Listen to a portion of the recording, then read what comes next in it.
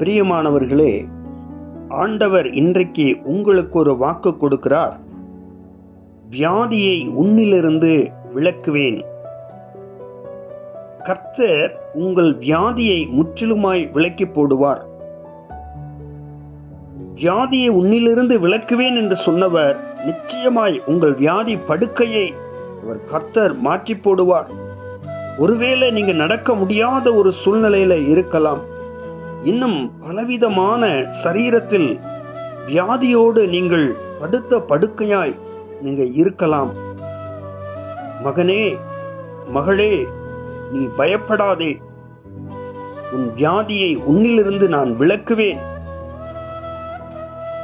உன் அக்கிரமங்களையெல்லாம் மன்னித்து உன் நோய்களையெல்லாம் நான் குணமாக்குவேன்.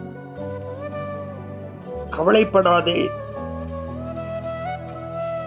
பிரியமானவர்களே, எசேக்கியா ராஜா வியாதிப்பட்டு இருக்கிற நேரத்தில் எசேக்கியாவை படுக்கை முழுவதையும் கர்த்தர் மாற்றி போட்டார் என்பதை நாம் முதலாவது புரிந்து கொள்ள வேண்டும்.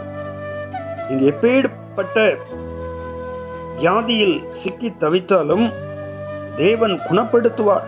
உங்கள் பிள்ளைகளை குணப்படுத்துவார். உங்களுடைய மகள்களை, மகன்மார்களை குணப்படுத்துவார்.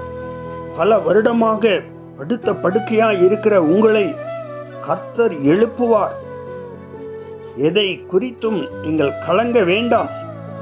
நான் அவர்களுக்கு சௌக்கியமும் ஆரோக்கியம் வரப்பண்ணி அவர்களை குணமாக்கி அவர்களுக்கு பரிபூர்ண சமாதானத்தையும் சத்தியத்தை வெளிப்படுத்துவேன் என்று ஆண்டவர் சொல்லி இருக்கிறார். வியாதி எப்பேற்பட்டதா இருந்தாலும் சரி, மகனே, மகளே, நான் குணப்படுத்துவேன். உன் படுக்கையை மாற்றுவேன்.